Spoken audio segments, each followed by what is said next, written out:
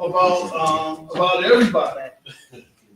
If Roberto didn't show up and tell me that he was somewhere else, and I found out that he wasn't, I'm going to tell him. And where's Harold at? Right here. If Harold told us he wasn't able to make it today because he was somewhere else, our research team would find out, and I'll let you know. All right. So today, Bright Wade said that he was somewhere else. Well, we found out. All right.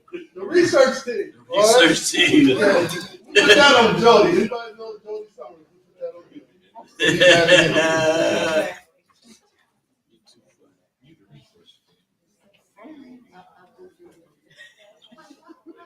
Everybody needs a research team. That's why I stayed married. That damn research team.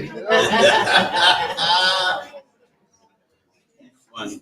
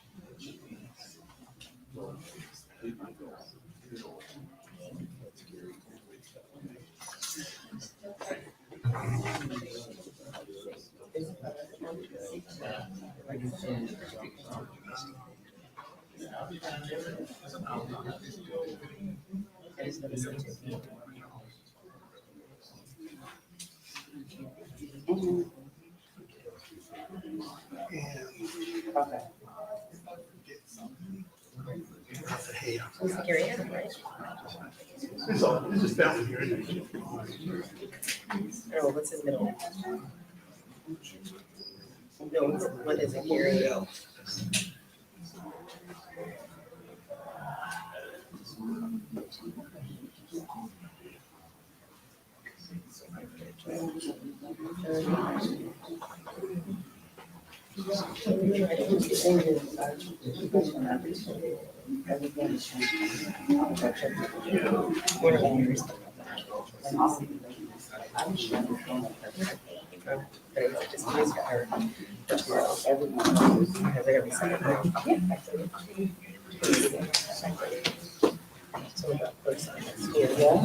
She's like,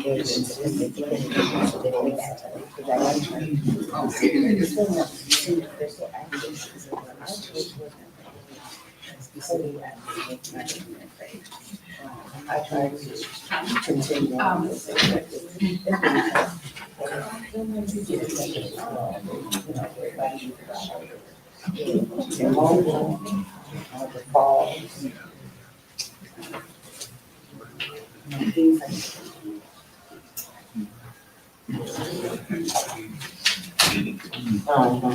First, good evening, everyone. Good evening. Wasn't that this side was like, well, good evening.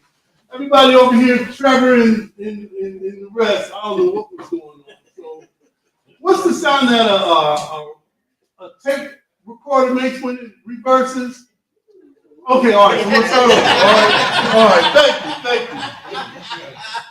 Good evening, everyone. Good evening. I'm Brother Washington Muhammad, one of the co-founders of CSRN. One of the CSRN traditions is that we never start any of our programs without permission from the elders. So we have scoured the audience to find out who was born before 1963. Well, we found John, all right? Then somebody came in and topped John, all right? So, Brother Earlman, do you mind being our elder today? Can we give our brother a round of applause? Yes. Well, thank you, and it's always good wisdom, knowledge, and unity today. So thank you, my brother. I appreciate if you come up front where the camera is, just in case somebody think I don't have friends, all right, in high places, all right. All right. Brother Earl, do you give us permission to start our forum today? You have my permission. And is there anything you'd like to share with the audience before we begin? Just, as I said back there, we're just looking for wisdom, knowledge, and understanding, and then votes. Yes, sir. Thank you. Can we give our brother a round of applause? Another thing about the protest community and activist culture, sometimes it's absent that spiritual component. So one of the things that we do, we cast our rod out and we look for probably one of the most influential faith leaders that I know. So we got our brother Carter Thomas with us today. Not only he is a phenomenal faith leader, he's also the proprietor of Good Company Christian Counseling. So if you need any counseling, and I know you do, all right? I know you do, because I'm going to see him right after this. Brother, can you come up and lead us in a prayer? Too funny. Yes, sir. Bless you. I want to start off with a verse that's going to help with this prayer. It's Paul writing to Timothy. Most of all, I'm writing to encourage you to pray with gratitude to God. Pray for all men with all forms of prayer and requests as you intercede with intense passion. And pray for every political leader and representative so that they will be able to live tranquil, undisturbed lives as we worship the all-inspiring God with pure hearts. Let's bow our heads. Father God, we just thank you for allowing us to be here today, coming from every walk of life, coming from every direction.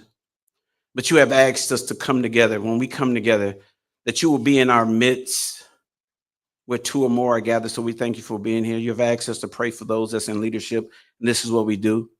And you said in your word that when the righteous rule, the city rejoice. We are looking for rejoicing in this city, and we're looking for righteous leadership. We are looking for those that will stand upright and lead our people to the next. We're living in the now. We're looking for the new, and we're expecting the next. So we ask that you would bless this time and bless those that's bless our mayor and those that's running to be mayors. We ask that you would just bless them and their families. In Jesus' name we pray. Amen. Amen. Oh, y'all, we have no applause. We don't have no. We don't have what? Nothing after that. Nothing.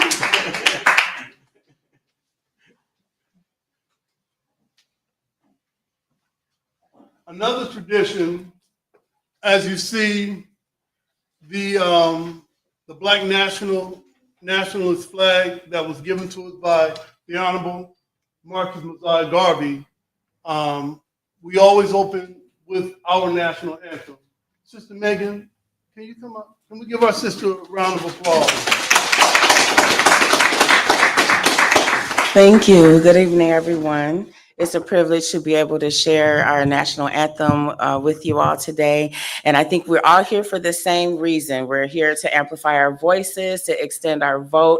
And it doesn't stop at the polls. It continues in our communities when we all come together and work. So hopefully we'll have a great dialogue. We'll understand the mission. We'll continue, as the elder said, to get that understanding, that wisdom, and that knowledge that we may take that information with us to do the good work that needs to be done. Thank you.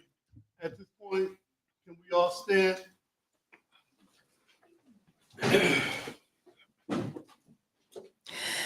Lift every voice and sing till earth and heaven ring, ring with the harmonies of liberty. Let our rejoicing rise high as the listening sky. Let it resound loud as the sea. Sing a song full of the hope that the dark past has taught us. Sing a song full of the hope that the present has taught us. Facing the rising sun of our new day begun. Let us march on till victory is won.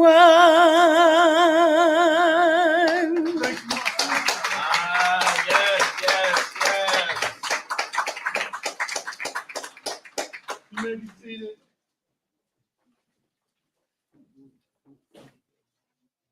You know, this is the first forum that the new Wayman Palmer YWCA had. And it would not be possible without my sister Suzette Rushing. So I know she's seated in the back. Let me bring her up to the front to give you some well wishes, some glad tidings. Without her, trust and believe, we would not be doing this. Sister, can you come up? Just give us a kind word. Can you start clapping now? That may. Yeah! Oh, is that all you got? Come on down! You're the next contestant. That's right. We appreciate having all of the candidates who are here. We are looking forward to asking some hard questions and getting some hard answers, but we appreciate you being at Wayne today. Thank you so much.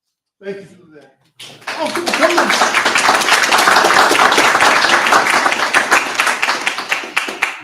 on. Before we bring up Toy Creel to moderate, I have Roberto Torres here.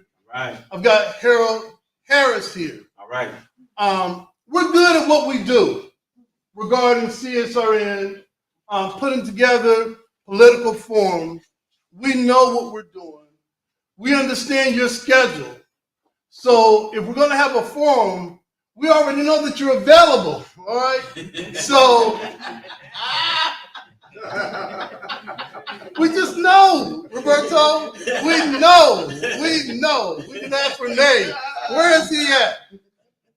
Well, a few weeks ago when we decided that we were going to ask Suzette to allow us to have our forum here, we contacted the mayor and let him know. I think we contacted Roberto the same day, and with Harold. Mayor Wade told us that unfortunately he has a forum the same day and the same time. So I emailed him back and said, well, I hope that you can find some time to come to the Wayman Palmer, do I say YW? YMCA? Make sure I get that right, Carter, all right? You should be making sure I don't say anything stupid again, all right? You got one job. So we told him that, well, after you're finished with that forum, because we have the other two candidates here.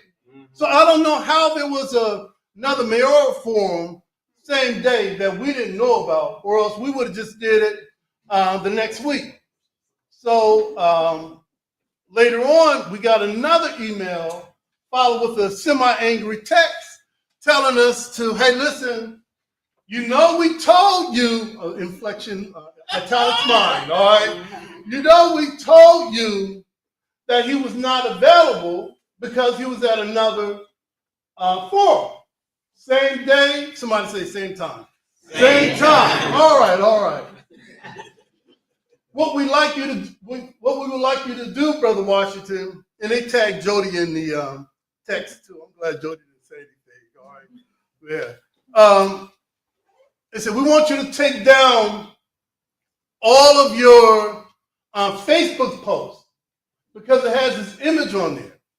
And it looks like he's committed to being there. And if you passed out any flyers, we got quite a bit. We want you to take those and update those. So we just kind of said, bless your heart. All right. Then our research department went to work because the guy named Austin, if you know Austin, they know where to find me. Somebody said boo. But if you know Austin, Austin was the one that had called us. And he wasn't a nice person, all right, but we can be not nice too. We ended up finding out, I'm looking for Jody's post. We ended up finding out that there is no forum today at Wallbridge Park from 6 to 8. The forum is at Wallbridge Park next Tuesday. And neither, Roberto, were you invited to that one? Yes. Were you invited? No. All right, so for some reason, other people get an invite and other people don't. And for some reason, the forum that's supposed to be today that he's at, he's not there because there isn't one.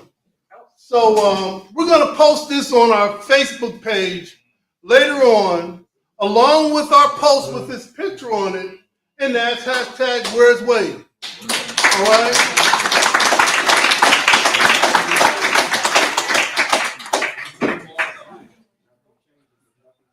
We know that. Give me 1 second. Another forum without the other two candidates there. That doesn't make sense. I know it doesn't make sense. Or that was city council. There's been a lot of forums for city council. But we wanted to make sure that who's ever running for mayor, including Wade, that he gets an opportunity to defend himself. There's a lot of things being said about Wade, but you've got to be here to defend yourself. He deserves to be here. You deserve to be here. You deserve to be here. But unfortunately, Wade told us that he can't be here because he's at another mayoral forum. That's not true. Well, we're going to let him know. We're going to let the internet handle that. We'll let the internet fight my battles, all right? After that, we should say, Ashe. And that means one who changes the thing or one who makes the thing happen. Toy Creel, Toy Monet Creel is a former entertainment reporter, yes,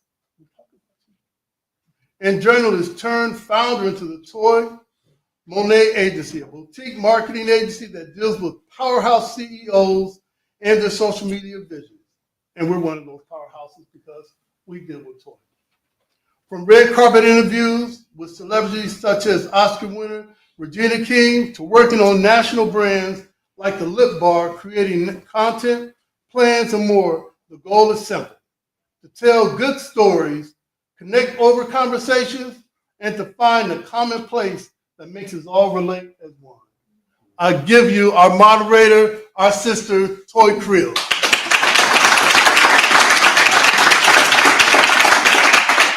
Hello, everybody. Oh, we got a good. How come you didn't talk into the microphone? This thing is nice. How are you guys doing today? Good. Excited to be in the room with such great looking people. But thank you for that amazing introduction on behalf of Brother Washington. Super excited to be in the room, excited to hear and talk about some very important issues, and excited to be your moderator. Ultimately, we know voting is something that perhaps at times we can take for granted, but we honor the people who are running for our candidacy, but also the honor that is to be able to voice our opinions and to make our voices heard. Yeah? Yes. Yeah. Okay.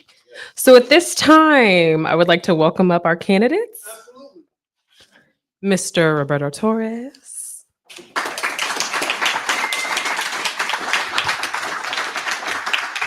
And Mr. Harold Harris.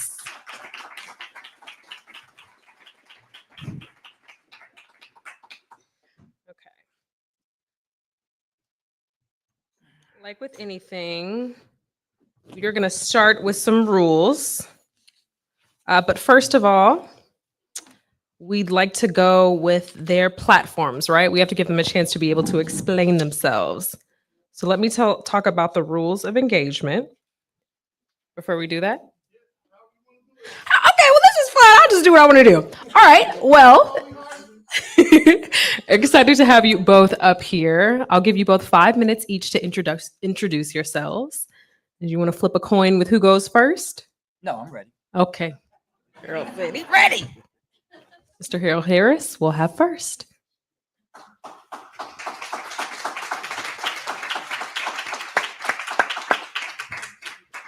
First thing I want to say is good evening to everyone that's here.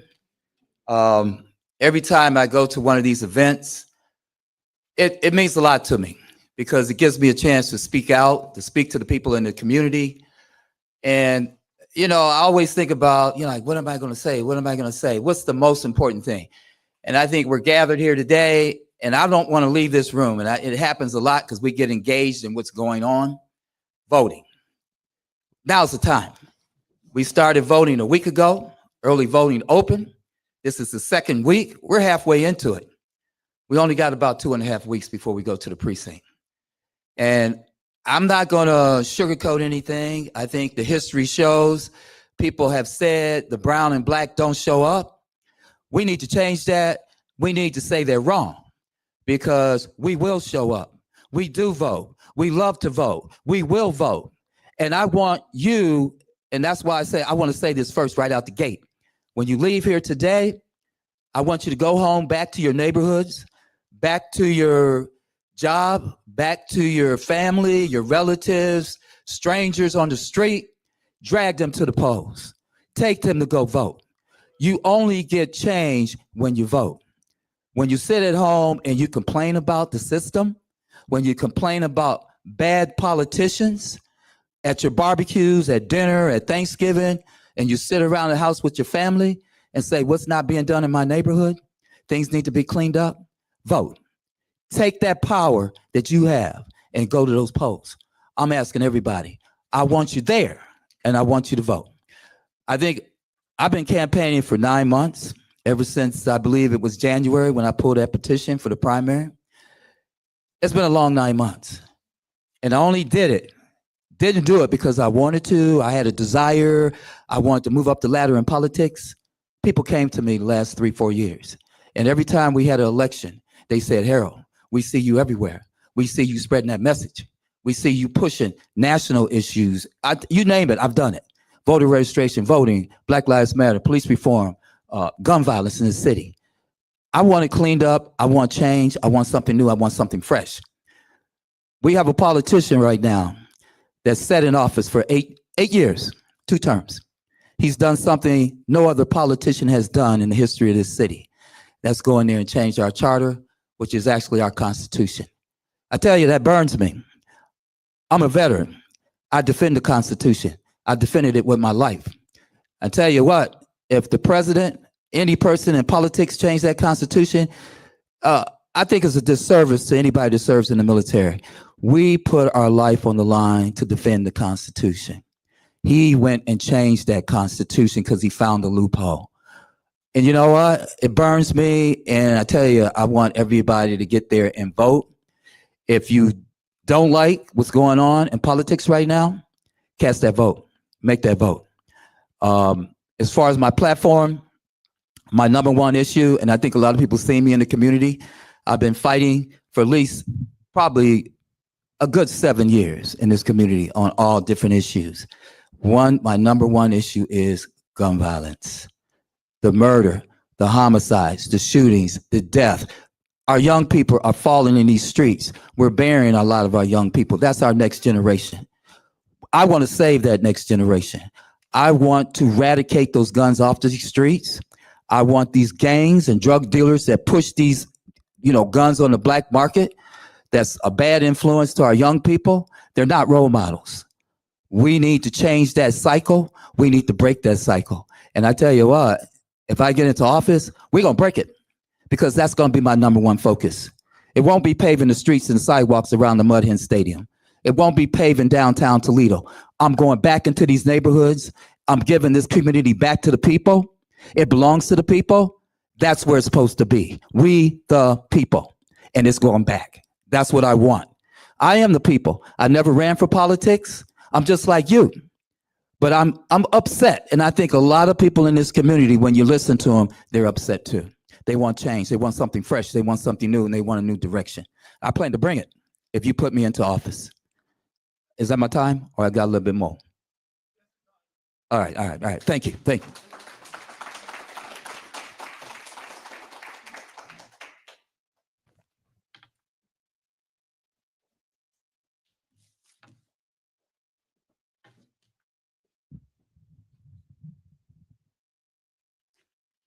Buenas tardes.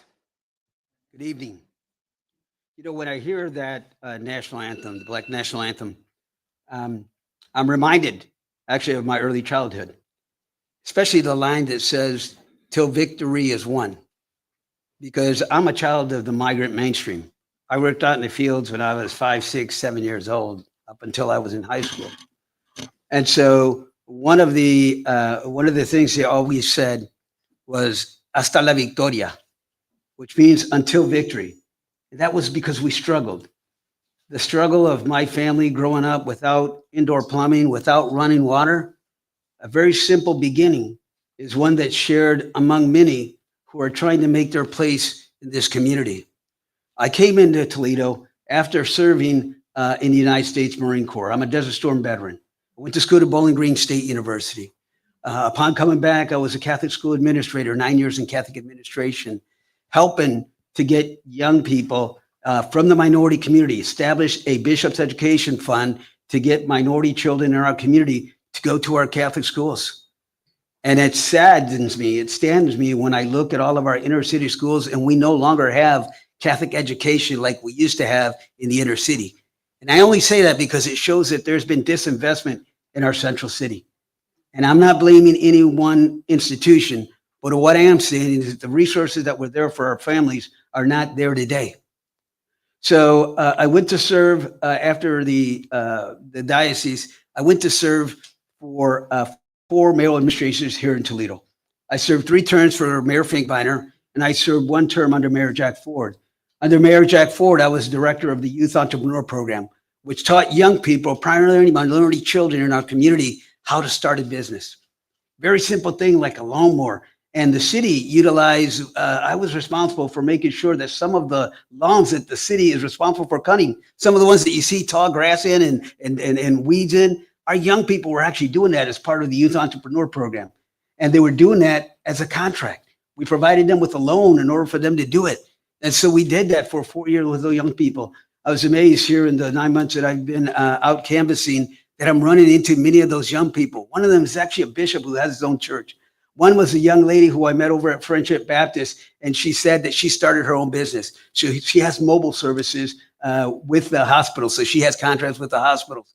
Paris, David Robinson, all these young people that are now in adults, having their own children, that are now doing things on their own because they were inspired at that young age. So I was working for Mayor Finkbeiner. I ran for the school board. I ran for the school board primarily because the school was coming into $700 million in construction for new schools. And I said to myself, and I learned this from Jack. Jack said that if we're going to have investment in our central city, we need to have our contractors that are part of it. If you're a Toledoan, you deserve to have an opportunity for economic prosperity through the city of Toledo, likewise in the county. And so we had that. We had that very intentional purpose of making sure that wealth was built in our community. You know, right now, if you look at the stats, LendingTree.com says out of 100 metropolitan cities, the city of Toledo, out of 100 metropolitan cities, ranks 100. That means last when it comes to the least wealthy Black population, least wealthy for Black families. And I look at the opportunities that we're squandering right now, and we're not giving those opportunities to minority contractors, to minority businesses. Why? Because we have a policy that was set by this administration, continued by this administration, even more so, that's called the PLA, the Project Labor Agreement. And I'll get back to that in the conversations that we have throughout the evening. But I'm just telling you that a lot of the situations that are currently preventing us from opportunities are self-inflicted. And we don't need to have that. We need to have an administration that is friendly and that is helpful and provides resources to our community. My platform is very simple: safe, clean, and sustainable neighborhoods. When I go into neighborhoods, I talked about high grass, but when I go into neighborhoods and there's vacant properties that need to be taken down, it's our fault then when something happens. I started the year over on Oak and Nevada, because there was 2 homicides already in the first week of January. And I said, that's wrong that we're already in the first week of January and we have a homicide. And I said, we need to take care of these vacant and abandoned structures. There was an abandoned structure burned down that was right across the street from that grocery store where that incident happened. No more than 3 months later, on Miami Street, a young lady, a young girl, Kimani, lost her life tragically in a vacant and abandoned structure. One that should have been down 3 years ago. 3 years ago. One that the city actually took the property owner to court, and the court said you get 30 more days to rectify the situation. Those 30 days went, and the city never went back to revisit that. 2 years later, we have that incident. And when that happens, everybody wants to blame CSB, but nobody who was responsible for that structure to still be there was there to say, we erred as well. So I certainly hope to add more to the conversation, but it's safe, clean neighborhoods, sustainable neighborhoods. It's creating the jobs for economic development, creating an environment for jobs. And the third one is a transparent and responsible spending of your tax dollars. And I certainly look forward to actually explaining my platform along the evening. Roberto Torres, I would appreciate your support now and leading up to November the 4th. And last thing is, please recognize those council members, those individuals that are running for city council that are here tonight. Because this invitation was given to mayoral candidates, but they're here because they care about your community. And so please recognize and make sure that you acknowledge that. Thank you.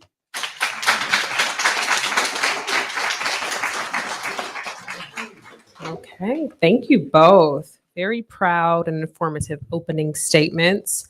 So we are going to get right into it, right? The reason that you all are here is to get your questions answered, but to also hear your opinions and your stances on the important issues. So let's lay out some rules. Somebody say rules. It's like half the room. Somebody say rules. Yeah, talk back to me. Okay, so we're going to go through the list of questions. You each have 3 minutes per answer. If you do decide to rebuttal, you have about 30 seconds. Okay? Sounds good?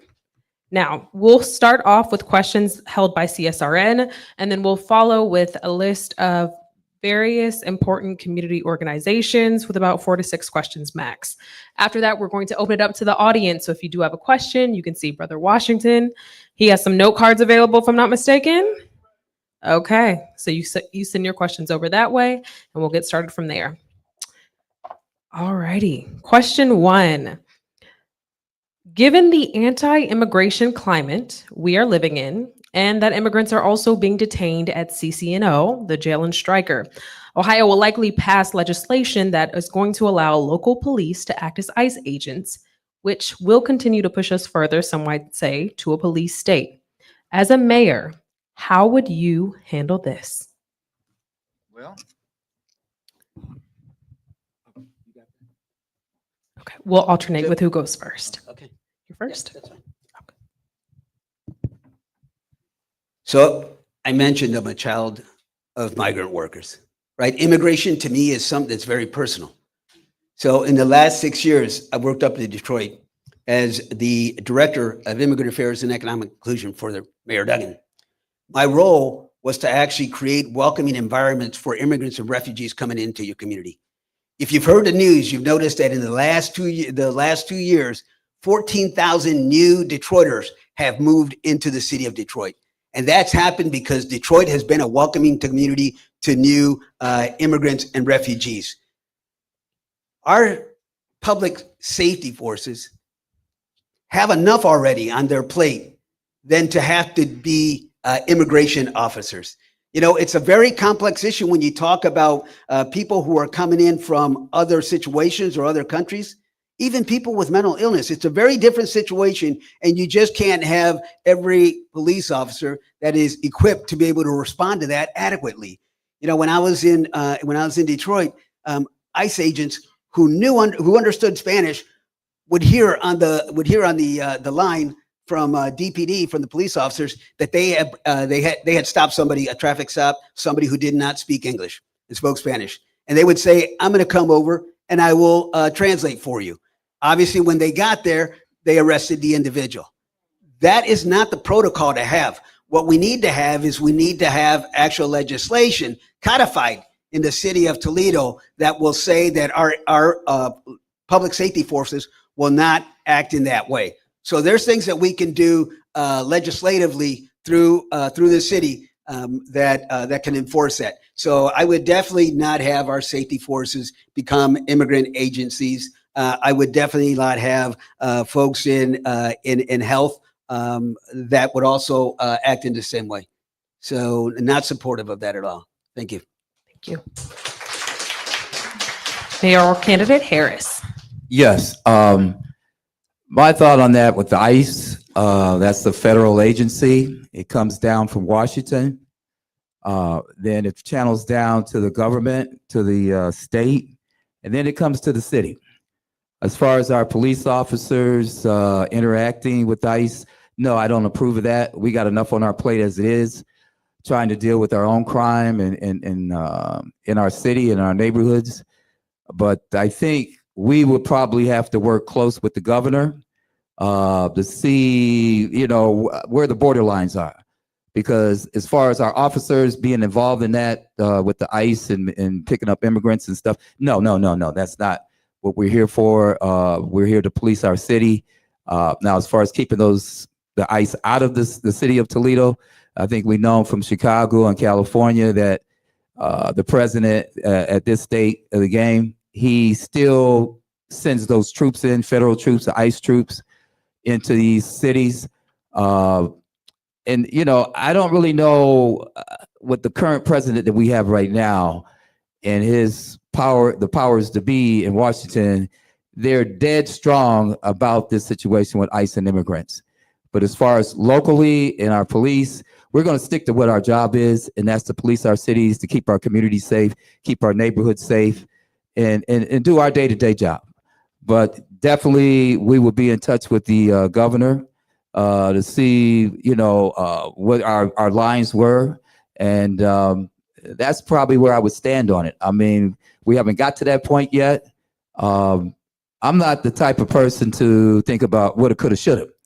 But if something comes down the pike and it's headed our way, then definitely we would have a long conversation with the governor of the state, in which he's in direct contact with the federal agencies coming into the state, and we work with it at that point. And that's what I got.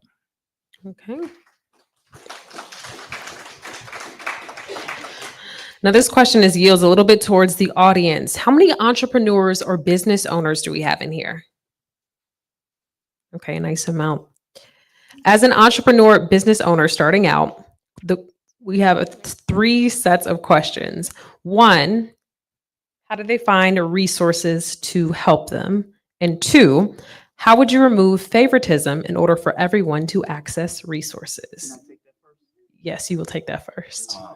I think our biggest resource that we have right now is our Lucas County Public Libraries. If you're a small business, you want to go into business, they have all kinds of programs, assistance, classes. I mean, they basically hold your hand if you want to go into business. So our main library, your branch libraries, but I would prefer your main. They have a lot of people that work down in that building, the resources. They will guide you through, show you, walk you through, connect you with different agencies. Even people, as far as the financing and open a business, they will actually put you in contact with those people and those sources. What was the second part of your question, ma'am? The second part is, how would you remove favoritism in order for everyone to access resources? Well, that's a stickler with me. I'm not a politician, but I've talked to a lot of people in government, and we have contracts that's divvied out through the city.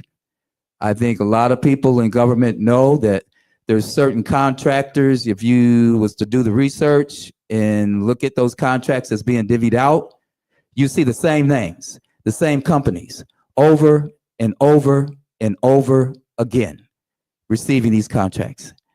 And my thing is, if you want to be fair about it, if I get a contract this year, then I shouldn't be getting a contract next year. There's a lot of people in line that do all type of work, electrical, road work, construction work, you name it, that wants a piece of the pie. But there's a small handful of people that you always see that receive that money. That's going to change. I myself will personally want to look at all the contracts that's been divvied out up there for the last 8 years. And I want to see those names. And I tell you what, they won't be on that list the next year after I'm in office, because I want to make sure everybody gets a fair shake, and I make sure that money is spread around to everyone, not just a handful of people or circle of people in this city that receive that money. It's not going to happen. So that's where my look on that is. It will be fair. Mayoral candidate Torres. A mayor's role is to be creative and imagine. One of the detriments for Toledo is that we're heavily reliant on federal funding. Some of the programs you mentioned are funded by federal funding. In other communities that are more progressive, what they do is they go out and find funding from the private sector. So in Detroit, when we developed neighborhoods, we went out in the corporate community and we raised $300 million for a neighborhood investment fund that went back to those communities, to those neighborhoods, for corridor development down those streets. Neighborhoods here that would be Dorr Street, Monroe Street, LaGrange, Main Street, Broadway, all these corridors that come into the downtown where there's been no investment, we can have new investment, and those are entrepreneurs from the neighborhood, but it's funded through funding that's not relying on federal funding. Already right now, there's threats for a cut on federal funding. And you can't build your city, you can't build your community based on somebody saying you're not going to get federal funding. So we have to tap into those. When I was working for Jack, we had contractors, to your point, Brother Harold, we had contractors that would get contracts year after year after year, and they weren't minority contractors. And Jack said, we're going to stop that. We went to the prime contractors and we said, why are you not partnering with minority contractors? And they said, we don't know any of them. We don't know any of them. So what Jack did is we invited the contractors, minority contractors on one side, prime contractors on the other. And Jack said, you're not going to get one more contract if you don't include some of our minority contractors here. So he started a capacity building program. And these were dollars from contractors themselves, private sector dollars that trained minority and small contractors to build up capacity so that they could get contracts and bid successfully for city contracts. So there's the ability to actually do that, but you don't have to restrain yourself. You don't have to be limited by just federal funding. We need to be very creative in the way that in which we do this. The mind of an entrepreneur is very creative. The mind of an entrepreneur is limitless. They don't know how to say no. They don't know how to say it can't be done. But what they're asking for is the city and leadership to help provide the resources. They're not saying do it. They're saying provide the resources and get out of the way. It's that simple. We need to be creative. We need to reimagine, and we need to tap that leadership that a mayor has to be able to get that private sector to invest in our communities. Would you like a 30-second rebuttal? Yeah, you know what? I think a big part of, when you're talking contractors, you're talking money, and money's coming in from the state. The federal money is trickling down to the state and trickles down to the city. And I like I said, I'm not in politics. I never served, but the word on the street is we're having a deficit right now. We got a money problem. Whatever mayor walks into that office after January is going to have to deal with that money problem. Too much money has been thrown around, too much willy-nilly spending on things that's unnecessary, things that we really need, the money wasn't spent on. We got a mayor right now that propped up a time. city. That's it? 30 seconds. Okay, I'm going to end it. But yeah, let's watch how we spend the money that we have and try to manage that. Did you have any? Okay. Last question regarding entrepreneurship. Sometimes, whether you are starting out as a business owner or are more seasoned, you run into difficulty with getting the necessary requirements that you need. Will you help, as the mayor, streamline and reduce red tape in order to get licenses, permits, and other key paperwork required? Thank you. That's a very good question. And I think that to be fair, I think that there are members of council who are looking into how do we streamline the process and how do we make it easier for small businesses. But I will tell you at the same time that the administration adheres to policies that actually prevents that. So for example, if you're a preschool operator, you're an early childhood operator, and you have a small facility where you are attending to the needs of families, and you're not a big size educational institution. You're not a Toledo Public School institution. And so the policies, the regulations that one would apply to a Toledo Public Schools ought not to apply to a home, single family home that is in the neighborhood that's providing those services to those families in that neighborhood. So there's things that I would do that would actually eliminate those types of policies that make it nearly impossible for small businesses and entrepreneurs to be able to address the needs of our community. And on the issue of the contractual, where you say that there's not contractual valuable, the contracts are available, but not available to small businesses. When you have a threshold in the project labor agreement that says any contract over 75,000 now goes to the building trades, one special interest group now goes to the building trades, and they control where that project or who that project gets, who gets that project, then you're making it impossible for wealth to be built in our city.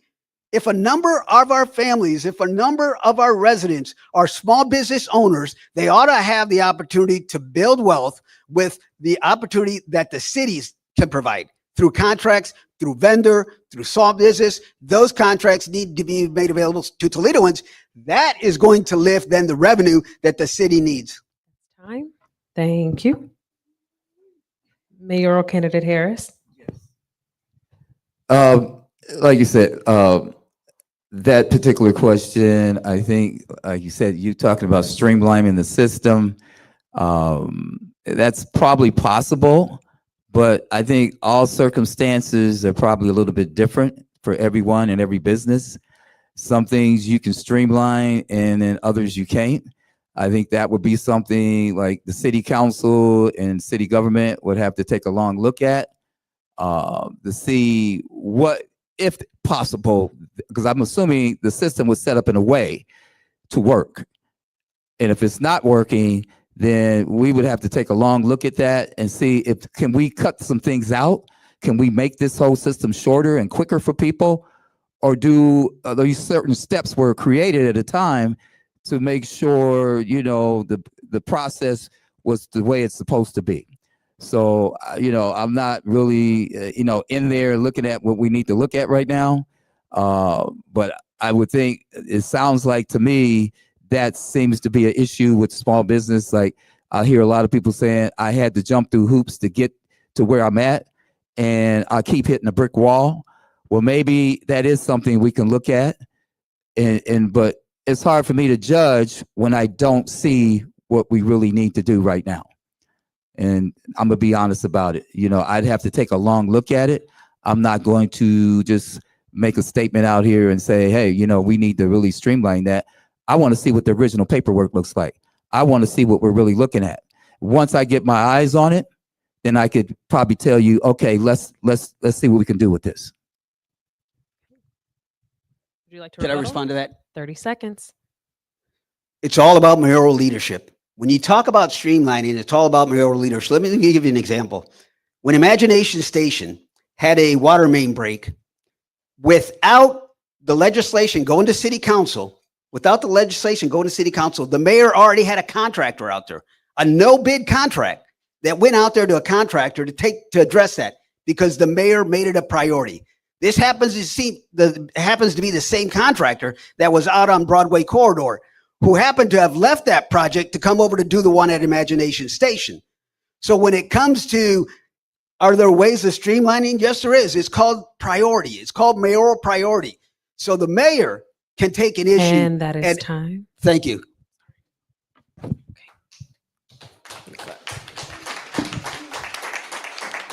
Thank you both for your responses. Now we're going to shift a little bit to comparisons. The city of Detroit has created grants and seed funding for startup and legacy businesses.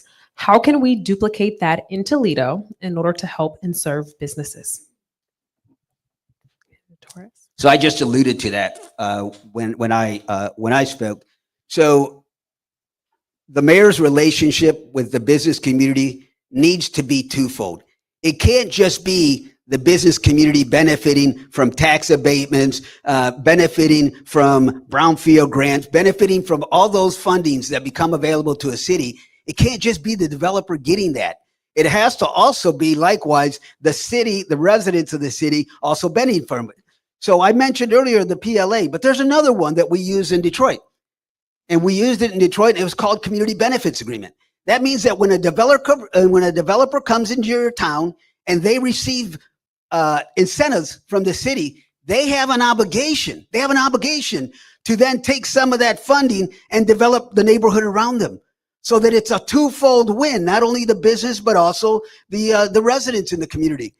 When you have situations here, and I'll reference the county, when you have situations here where a developer received funding to repurpose the downtown convention center, the Glass City Convention Center, and the Hilton Hotel, and it was millions of dollars that was provided from the city and the state for that project. And now it's time for the developer to pay the interest on that loan. The developer says, I can't pay it. It's up to the city and the county now to pay for it because it's your interest because that project is in your neighborhood or is in your city. And I say, if it's a developer and they have a desire and there's a market for it, let them do it with their funding.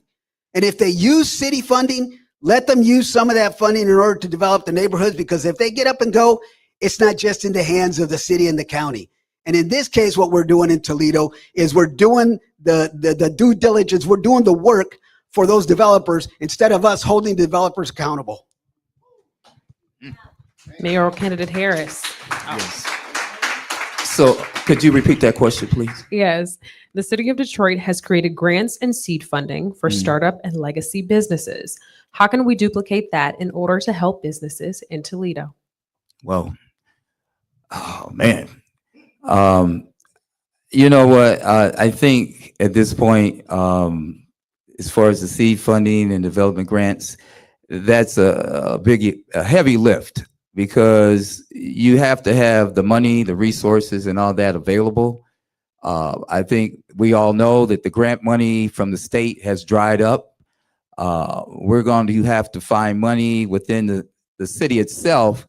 And I think at this point, we did get a lot of money from the state, probably the last 2 or 3 years, that trickled down. And that money was passed out and it was divvied out and to help everyone in the city, small businesses, reconstruction, building, roads, facilities we used it on. So I think at this point, you know, that money is just not there. We got to pay for the safety services, the police, the fire, the day-to-day things that we need to get done in our city.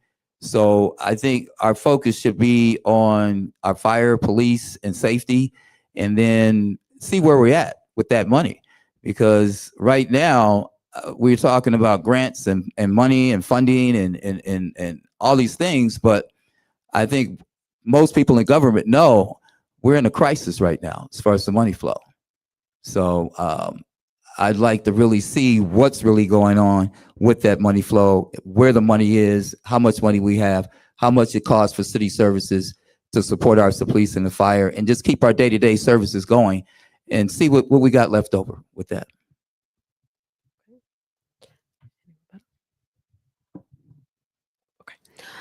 The soul of this city are its people.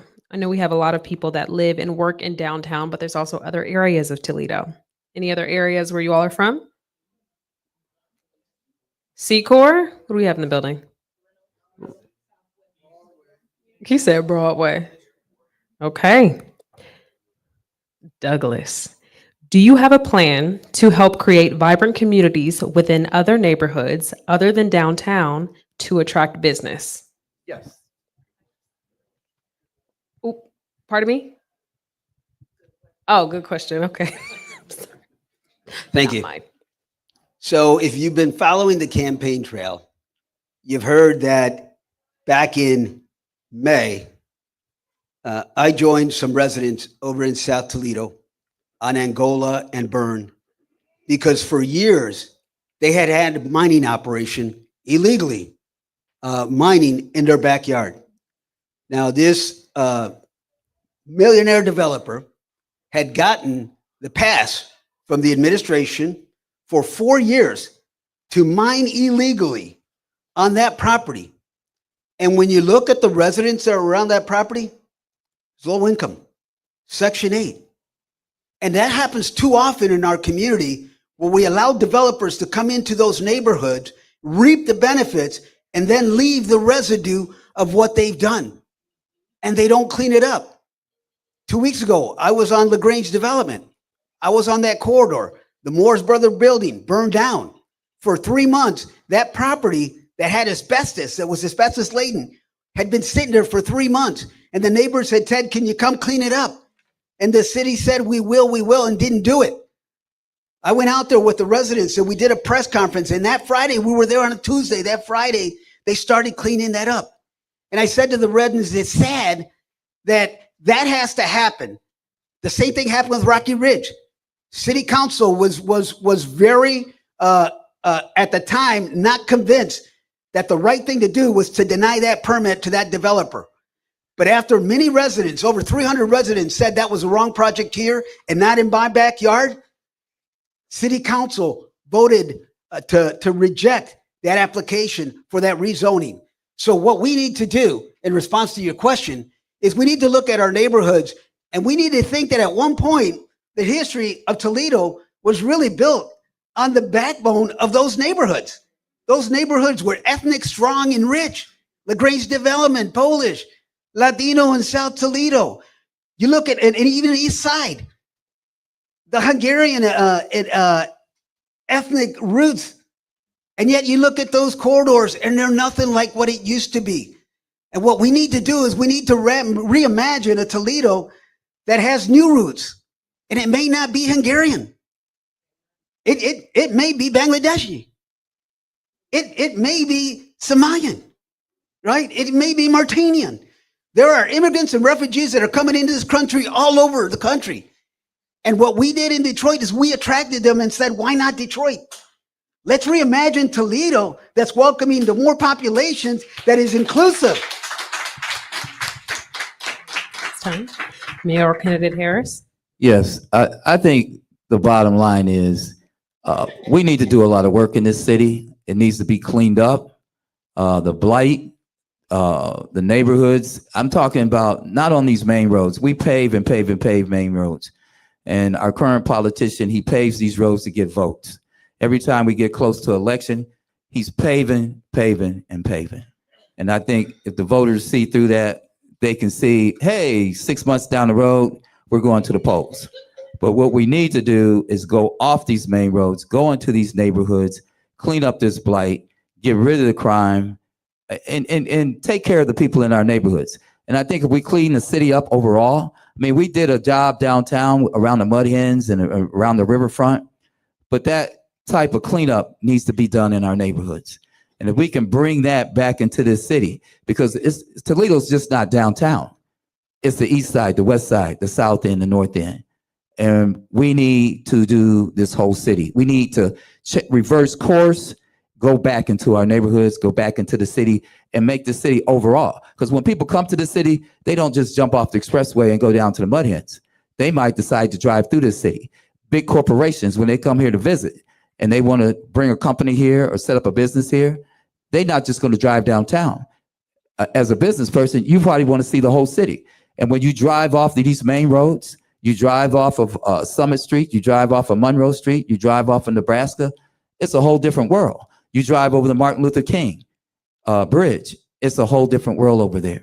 It doesn't look like the Mud Hens. It doesn't look like the riverfront. And those are the people that's been left behind.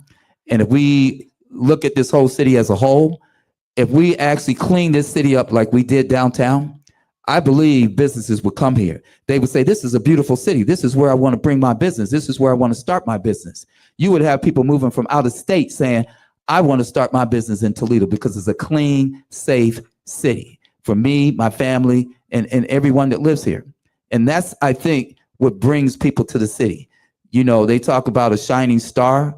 Well, you know, my thing is when you go visit out of town, you go like out of state and you go to other cities, that what makes you decide, hey, you know what? I'm going to leave Toledo and I'm going to go live there. I'm going to live in Georgia. I'm going to live in Texas because you like the way it looks.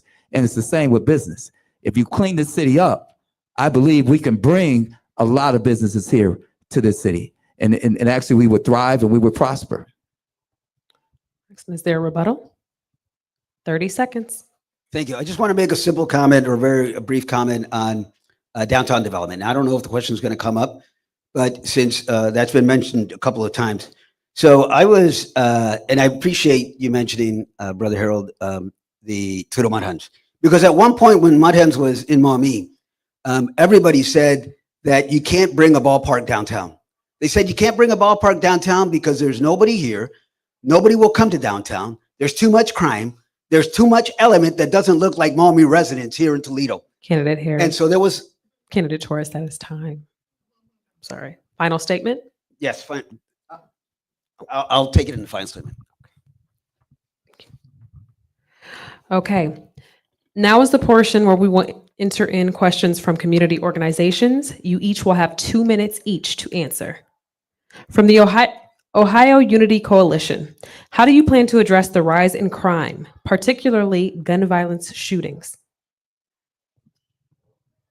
Well, my first thing is going to be, I want to get those guns off the street. Right now, we have 14, 15, 16, 17-year-olds on up. They're not old enough to go to the gun store to buy a gun. They're buying those guns off the black market. A lot of our drug dealers, gang members, they sell those guns on the street. We need to cut the source off. We can cut that source off. We cut that flow of guns to these teenagers. You got teenagers carrying 9mm, all type of guns and weapons. Like I said, we got to cut the source off. I think that would be a key start to me, is to rid our communities of these bad actors, cut the source off of the flow of guns, and I believe gun violence would go down. If you have no access to a weapon, then that means you're not going to shoot and kill somebody the next day. Candidate Torres, your response. This isn't the first time that Toledo has experienced violence, nor will it be the last time, especially when it comes to youth on youth crime. And back when I was director of the Youth Commission, one of the first responsibilities that I had was to actually address youth violence at the time. And so I led Toledo's only safe gun ordinance. So I took on the gun industry. Every city council meeting had 300 plus individuals there, not from Toledo, that were against gun locks, that were against safe gun measures like a ban on assault weapons, a ban on semi-automatic weapons, a ban on Saturday night specials. We actually had that. We actually passed it. There was a city council that actually passed that safe gun ordinance, but it's sunset, which means that every law has a certain number of years. And if council at that time chooses not to bring it back up, it'll sunset and go away. And that's what happened here in Toledo. The leadership at that time decided to let it go away. We need to come back and we need to revisit how we're addressing the influx of those type of weapons into our city. And the second thing is we need to really be very, very strong when it comes to what we expect out of our youth population when it comes to their behavior and their conduct in our community. And we can no longer excuse the fact that because somebody is 13, 16, 17, 18, that they're not capable of certain crimes. And so we need to work hand in hand. At that time, I would work with the prosecutor's office to make sure that, yes, we did give a second chance to young people and their families, but we brought in the families to be responsible for it too. So it wasn't just the child, it wasn't just the youth, but we also have to have consequences for actions. And so that's something that we need to get back to. We ought not be afraid in being strong against that type of behavior. If we allow it to happen, it's going to happen again. If we don't have a police substation over on Byrne after we had multiple incidents over at that apartment complex, if we don't have substations out there, then we're the blame because we don't have anybody there. The same's going to happen in West Toledo because we're closing that district station. They're going to do it at Iowa Park, and they're going to do it over at Scott Park campus. So we need to make sure that we maintain that presence. Your voice needs to be heard. Make sure that the mayor of the city knows that. And that is time. A reminder for the mayoral candidates, you have 2 minutes to respond. The next question is from the Sojourner's Truth newspaper. There are any number of neighborhoods in Toledo that are in need of an investment of funds and a plan for rehabilitation. Can you tell us which 2 or 3 neighborhoods you feel should be prioritized over the next 4 years for investment and rehab? Oh, that's real easy. I believe the Junction area off of between Dorr and Nebraska, they're hurting. They've been hurting. They've been crying out. It doesn't take long. You just ride down that road and you break off those 2 main streets and you see what I see, your heart starts to ache. The east side, go over that Martin Luther King Bridge, Miami Street, Front Street, go about 3 or 4 blocks, third world country. Those people are suffering. Another area is Stickney, Manhattan, the North End. They've been left behind. They're not being heard. And I tell you what, that's my priority. Those neighborhoods, the South End, you know, we got issues. And you know, I can't see as a mayor how you can go to work every day and you ride through Toledo. You see what I see and your heart doesn't hurt and say, I need to help these people. I need to do something for them.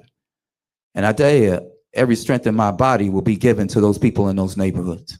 I'm there to help them. That's my job. My job is to lift these people up that need help, not the ones that's already got help. Those are the ones I believe that need the help. And that's where I'm gonna focus my attention at. Mayoral candidate Torres, you have 2 minutes. You can't solve the issues of Toledo by just focusing on 2 neighborhoods.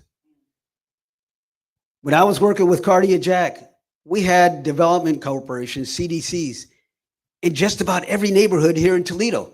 We had Roosevelt, Booma, we had North Toledo, we had LaGrange Development, we had River East, we had Historic South. All of those had funding from the city that allowed those development corporations to actually improve their corridors and improve their housing. We need to get back to where we give that power back to the residents in those neighborhoods. I don't know where it ever came that the concept of responsible city government is to make all the decisions as city government and leave the residents out. But what I would do with development is I would create those corridors once again, Monroe Street, Dorr Street, LaGrange, Main Street, Broadway. When you start to focus on reinvigorating those neighborhoods and bring those up, you're going to create a renaissance in all those neighborhoods that's going to self-fulfill that prophecy for each of those areas. And so my response to that is I wouldn't focus on just 2. I would look at the arteries that are coming into our downtown. They need to be just as beautiful as our downtown is. Is there a rebuttal? Next question. All right, this comes from La Prensa newspaper. With everything going on in the world surrounding immigration, what is your stance on ICE working with the police department? Mayoral candidate Harris? Yeah, I think that's, to me, it's a no-go. I think our police forces should, you know, focus on policing our cities, our neighborhoods. ICE, federal government, their job is immigration. That's what their job is. They're 2 separate agencies, entities. So I don't see a blending of our local police with ICE. Like I said, their job is to police our neighborhoods, keep us safe. And ICE, they're working for the federal government.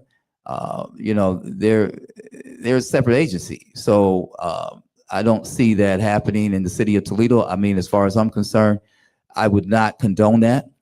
I would fight against that. I would do everything I can to keep our police separate and let them perform the duties they need to perform and policing the streets of Toledo.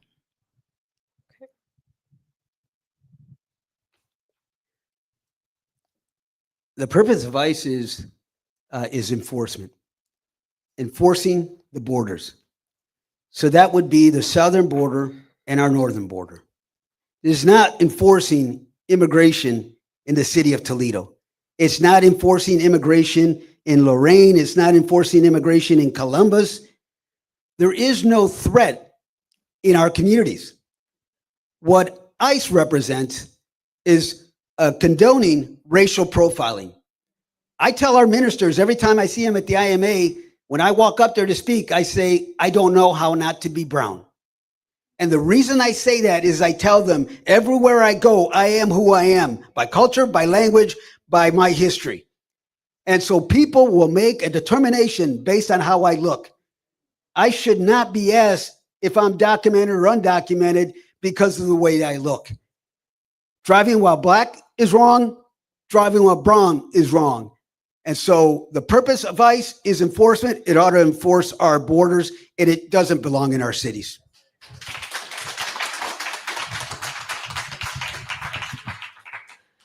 We have 2 questions from community organizations, and then we'll open up the floor to audience questions. This comes from American Muslims for Palestine. They want to know your thoughts on city and county investments in Israel bonds, and also the mayoral candidates and their stance on pushing for divestment efforts in their capacity as mayor, if elected. Well, as far as investments in, I guess, Israel, I've met with a lot of Palestinian people over the last couple months. I've spoke to them extensively. They've asked me numerous questions we went on for hours. And my thought on it is I support them 100%. I think that they are fighting for a good cause. I support them all the way. And I think if the city is investing in something like that, we need to take a look at it. And if that is true, then we, if possible, we can possibly move that, shut that down, stop it. Because I think as far as the Muslim community, the Palestinians, this issue means a lot to them. And if we're doing something to support, I have nothing against Israel or the people of Israel. But if this is something that I know they've been fighting for years, for their people, and I can believe in that because myself, I'm an activist myself. I fight for different issues. I fight for what I believe in. So I think we will look at that. We will support them as much as possible. If there's some changes that can be made, we'll do it. We'll do it if it can be done. First, let me say I want to applaud City Council for their passage of a resolution to actually call it what it is. And that is for a ceasefire to be sought and the genocide to stop. That, without question, needs to happen. I pray that the ceasefire leads to peace. I pray that we can't let our guards down. This is a moment truly that's going to test us. What the Palestinians and what Arab Americans are going through right now is not anything different than what other communities have gone through in the history of our country. And so that's why we ought to be supportive of that. Because if not for that, we have been there. We have been there. The Black community, the Latino community. And now we're having the Arab American community go through it. The Asian community has gone through it with hate Asian, that rhetoric. So yes, I would support a resolution, but even more so than that, I would support activity that actually wakes up the consciousness of those who are funding operations that really is to the detriment of families and relatives and friends of folks that live here in the city of Toledo.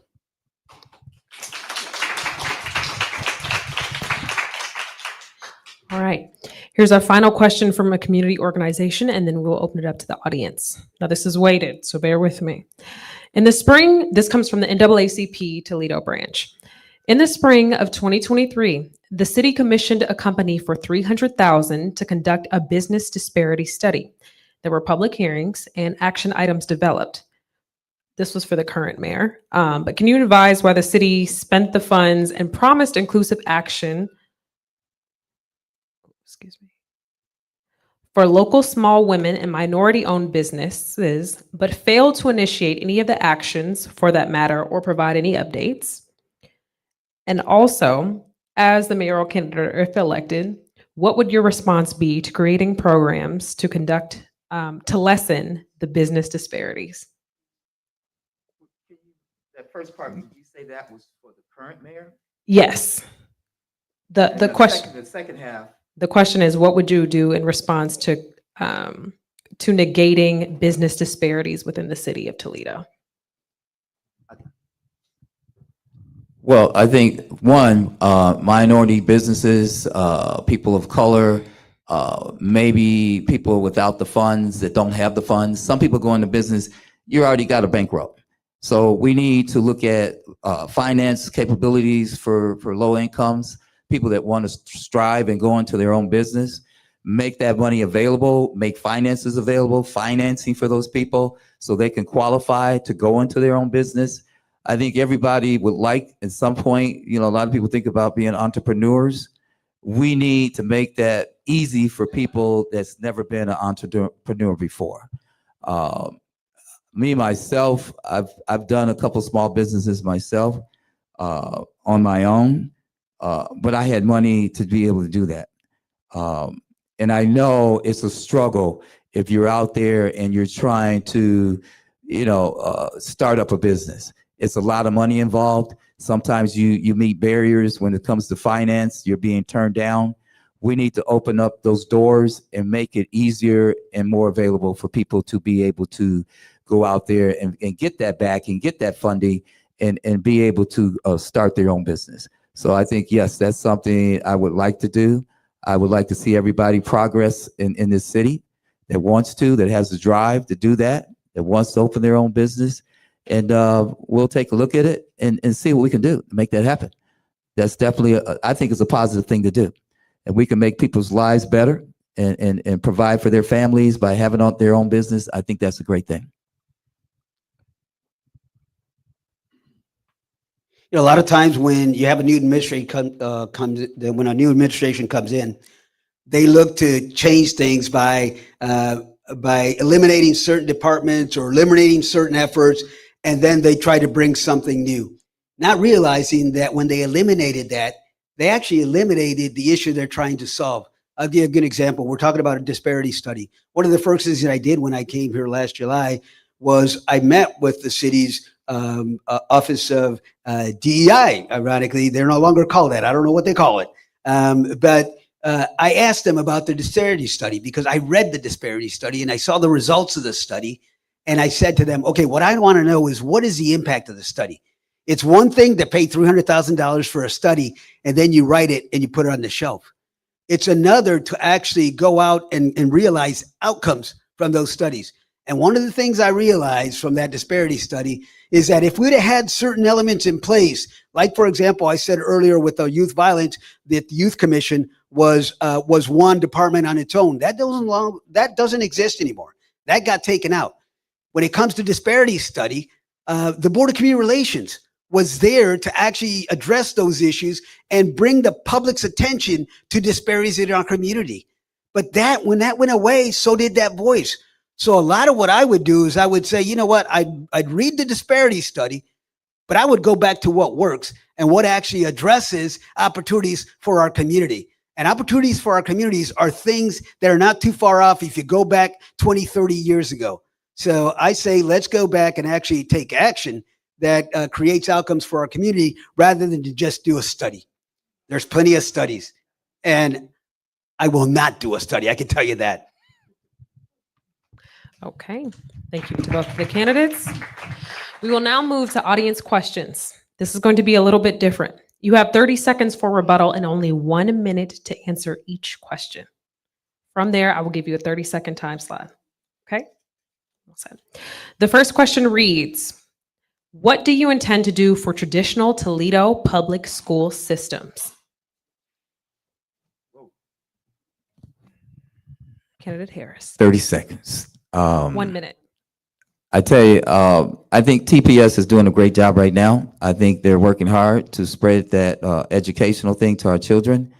Uh, I think I could meet with Romulus Durant and see what is it that he would like us to do to reach out to him, and maybe I can reach out to him. We can get together, sit down, work something out. It's, you know, to maybe even make some improvements. I know he's done a lot over the years.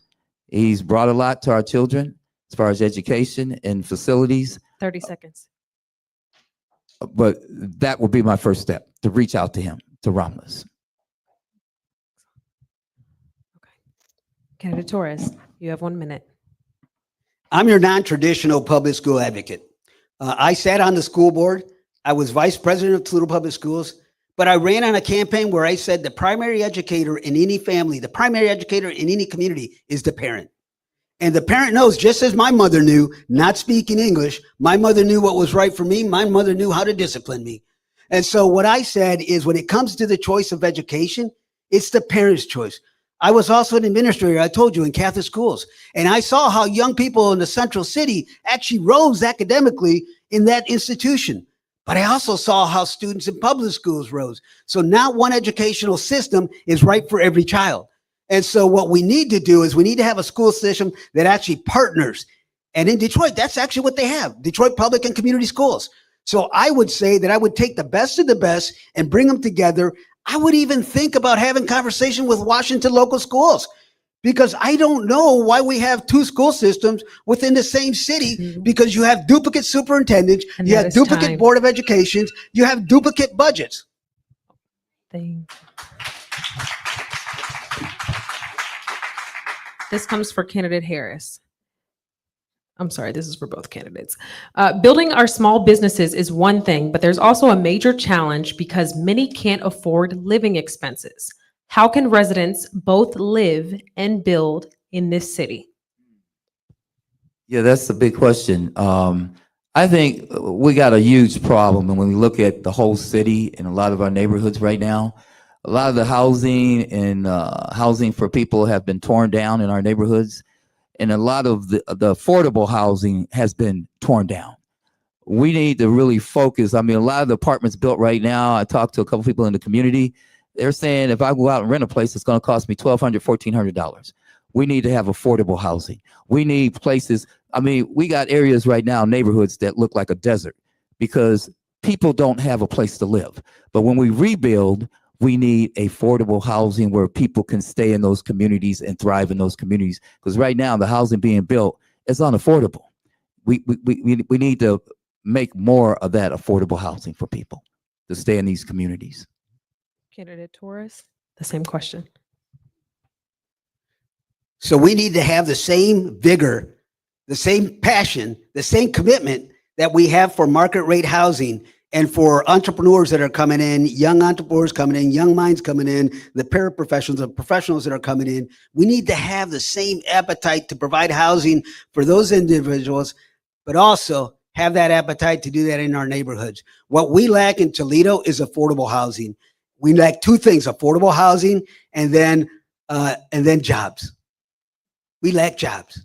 When 10,000 people leave your city in the last 8 years, that's saying that opportunities are not being created for you here. We need to be about the business of creating jobs, bringing new jobs here, and we also have to have more affordable housing. So those are the two things that I would look at to make sure that we would grow and make it more affordable for our families. For both of our mayoral candidates, how can we limit corporate businesses coming in and building organizations such as Dollar General and Sheetz from the ground up and assist small business owners who need access to brick and mortar locations to be able to successfully occupy and operate in the heart of our community? The question is, how can we limit corporate businesses coming in and instead assist small business owners who need access to brick and mortar locations? Well, I think that's a really easy question to answer. We have a city council that sits down there that sets our zoning and they approve these businesses coming in to build, to start businesses. I mean, they're the first stop. So if you want to control that, you have a council that sits there and approves these businesses coming into the city, approves them and gives them zoning permits to build or operate. If council was looking at these issues and saying, hey, we want to give our people a chance to move, to open these businesses, to build and start a business, then I think that's where we need to start. We need to get with council. They're doing a lot of approving down there when you got restaurants and businesses coming in, national businesses, chain food stores. I mean, we got our own small restaurants, people trying to start up. They get shut down because you got these large chains that's coming from out of state. Candidate Torres, the same question. Yeah, so I've always said that if you have to label our economy here in Toledo, it's a sheets and car wash economy. That's what it is. That's all you see coming in. That's all you see that's being developed here in our community. And what we need to do is we need to take that same concept of a white box like package and bring those to the neighborhoods. There are so many businesses that have made their commitment for years in our neighborhoods. And yet they're the ones that are not receiving the benefits. All the benefits are actually going into new development that's happening. We got brownfield dollars that's supposed to go into industrial sites and make those ready for commercial and industrial use.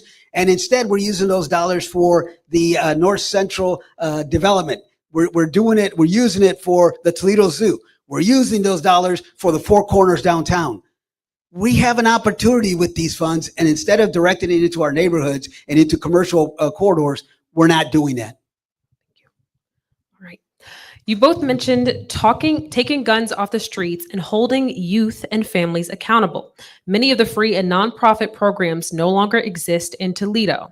What do you intend to do to implement giving the youth positive outlets, such as programs, parks, and child-appropriate activities? I think that's really good. I think our youth do need activities. If we can provide more activities for our youth after school during the summer months, keep them active, keep them busy, keep their minds, churning on the good things in life. We need to provide that for them. Places to go, things to do when school is out, even after school hours, even during your summer months. But I think, I think that's what we need to focus on. We should be able to do that. And I think that's all I got for that. Is that camera on? I will commit to 1,000 jobs for young people in my administration. First year. I did 500 jobs when I was with the City of Toledo, Director of the Youth Commission. I can double that effort. We need to think positive about our kids, but we need to give them outlets, positive outlets. We need them to be reached by mentors. The other thing that we do is we always reach outside as if the experts are outside of our community when they're right in our very own community. We commit dollars to prevention programs that come in from the outside, St. Louis, Washington, other states, when we have our own experts here that know our community and know our kids. So we need to invest in the programs that are here. It's one thing I did when I was with the Youth Commission. It's something that I will do with the mayor, and I will partner them with the business community, because the business community is just as responsible as the city leaders when it comes to the health of our community. And that also means the opportunities for young people.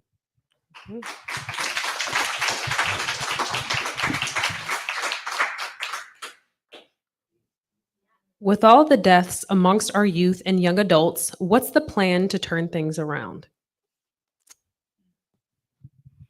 Well, I guess we're focused back on gun violence again. And the thing is, my plan is, I think we need to go into these neighborhoods.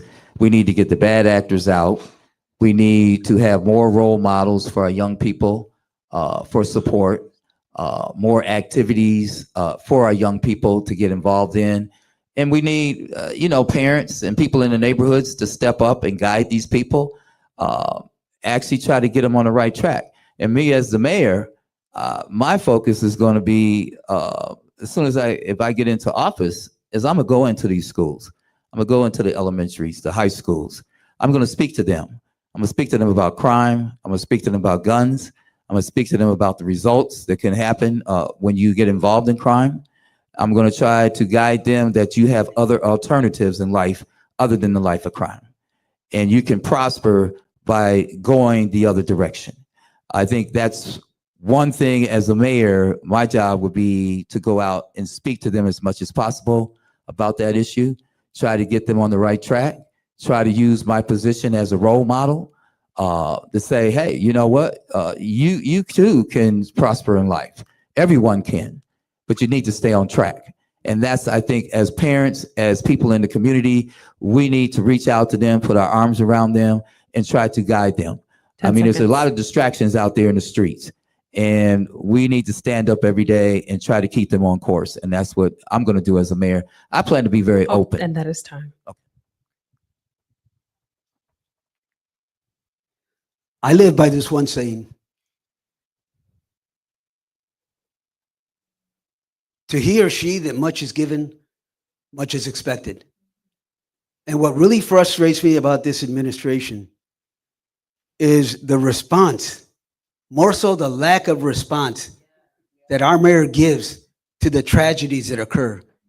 You know, we had that homicide, record high homicide, 7, I say 8, on the 4th of July weekend. Did we hear from the mayor that evening, the day after, that weekend, 10 days later? It wasn't till late. It wasn't till late July that he actually came out with the safety director and the police chief to actually explain what happened. A city and its citizens deserve to have a leadership that is present. The one thing that I'm hearing from people all the time is I've never seen the mayor. I've never seen the mayor. A mayor has to be compassionate. 10 seconds. A mayor has to have empathy. A mayor needs to be present in the community and be with those families and be with the victims. And that is one thing that you're going to get from my administration. And that is We own time. this together. We own this together. And that is time. Thank you. Home ownership is the largest source of net worth for most Americans. Toledo's home ownership rate is falling to historic levels.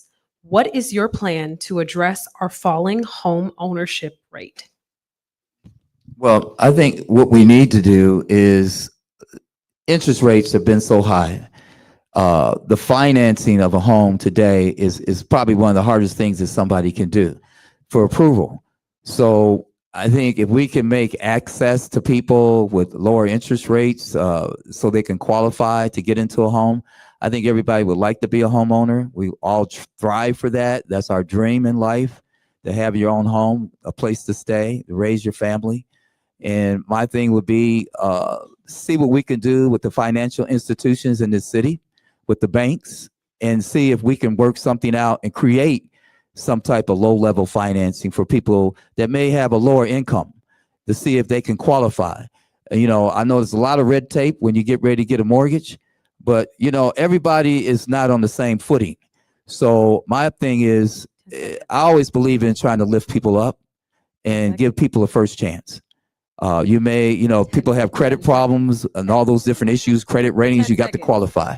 So yes, I would like to do something like that. Thank you. Candidate Torres. When I talk to the housing agencies, Neighbor Works, Historic South, Habitat for Humanity, Friendship Baptist, when I talk to them, these are folks that actually build and they redevelop properties to make it affordable for our community. When I asked one of them how many houses could become available for affordable housing if it weren't for the PLA, the Project Labor Agreement, he said 100. 100 could be made available. We have self-imposed policies that hinder development here in this community. And the one thing I would do to make it more affordable is I would make more affordable housing available by eliminating these policies that actually penalize our citizens and penalize those that want to be homeowners.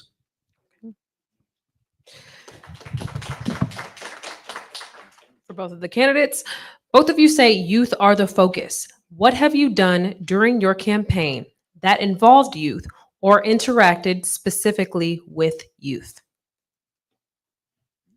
Candidate Harris. Well, I would think myself, me just being out into community, the last 7 years, I have interacted with thousands and thousands of young people. They have came to me, they have talked to me, I have spoken to them. I have gave them basically my thought on life, the wisdom that I have. I've gave them my leadership skills. I gave them directions in life. I mean, a lot of people see me, they're very curious. And they ask their parents, Mama, who's that man? What's that man talking about? What's he all about? And so I think the fact that I've been in the community and I've been fighting for different issues in this community, it's actually motivated our children, because they do ask that question when they see those signs and they see those words. And I think it's a positive thing. So I like doing that. I encourage myself to do it. 10 seconds. And I think just me being in the community, exposing myself and bringing that message to our young people has helped a lot. Every campaign that I've been involved with, even going back to when I was with Toledo Public Schools and running for office then, I've had young people as part of the presence of my campaign. So young people were involved in the campaign. And I do that purposely because I want them to see, how civic engagement really works and how it can empower one. And so I have young people on my team. The most creative minds on my team are the young people. And so one thing that we have to do is with young people is to engage them in everything that we're doing. We've gone out in the neighborhoods, we've gone to block parties, we've gone to community events, and we've engaged with young people at that level. So certainly one of the things, as being the past director of the Youth Entrepreneur Program, the Youth Commission, as being athletic director of numerous sports organizations, is I understand the importance of engaging with young people. Water is a big concern with many of our citizens. Will the next mayoral candidate lift the moratorium on water? Candidate Torres, this is going to go for you first. Will the next mayoral candidate lift the moratorium on water? This is for both of you. That make sense?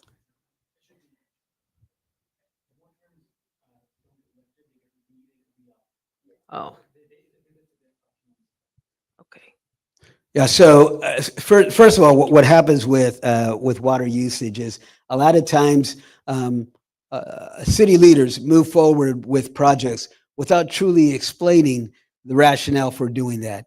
You know, oftentimes what we're trying to do is collect fees that we in years past never collected. And so we're trying to raise revenues by being able to penalize the residents. And oftentimes what we need to do is we need to find other ways to raise revenues. But the moratorium is there so that folks that are unable to actually be able to make that payment are supported and can have access to those type of services that every other Toledoan has access to. We have a responsibility to our brothers and sisters. I don't know about you, but I grew up in a family of 13 where, my brothers next to me were just as well taken care of as I was. And so it's like we're responsible for one another. And in this community, whatever station in life you're in, whatever your income is, we have a responsibility to help those that cannot. So cutting off the water is not the answer. Candidate Harris. Yes. I think water is something like air. We need it to survive. We cannot function without it. We cannot live without it. And I think if we have people in the community that are struggling to keep their water on, not able to make their bills, we as the city government should look at those people, have a way to make the water available to everyone in the city. Because I know everybody is not on the same footing. They don't make the same level of income. Some of these people could be single parents. They could have 3 or 4 kids. They're struggling. So if this is the situation where water is being turned off because they're not able to pay the bill, then we need to have a heart and look at each individual situation separately and see where we can go from there. This is a question. Can I just respond? Oh, yes. 30 seconds. So when they talk about the $50+ million that is uncollected from the city, what the city doesn't tell you that the majority of those come from corporate use. They come from big business use. It's not our everyday residents. So when people don't really explain what's going on here, that's when you get people to say like they ought to pay their fair share. but it's because we're not understanding, we're not communicating. So we need to, yes, if we have industrial partners in our community 10 that have been seconds. given incentives to come here, then they have a responsibility. And yes, we should ask them to be responsible for that. But don't be misled that that uncollected fee is all upon negligent residents. And that is time. Thank you. This is a different question, being that candidate Wade is not here. Is there a way to candidate Torres and candidate Harris, you all can work together to defeat Wade? Splitting the vote will guarantee Wade's return. It's an audience question. Oh, that's a question? That's a question. Well, my thought on it is this. If you want something, you work for it. If you want this election, you want that office, then work for it. And that's the same with Wade. I don't care how many heads or how many hands are in the pot. If you decide that you want to be the mayor, then you will work hard to get those votes. Just like I have worked hard for 9 months, I worked hard to get that vote. I'm running as a write-in. I'm running as an independent. But I tell you what, I've been working day and night, 15 hours a day. I want that vote, and I'm going to work hard for it. I'm not going to complain if there's 5 people in the race. That's not my problem. My focus is on getting that vote. Candidate Torres? Yes, if I were Wade, I'd say thank you, Harold, for that response. Because what we're doing here is we're doing what happens to our community every time. And that is to divide the community. That game has been played for years. And in politics, they've perfected it. And here in the Democratic Party, my apologies for those that are in our house here who are Democrats. My apologies to you. But you're just carrying the water for those that dictate what happens in our community. There's disinvestment in our community, right? There is not opportunities in our community. Our communities are being decimated, and it's because everyone else is benefiting from those richness. 10 seconds. And it's not the people here in this room.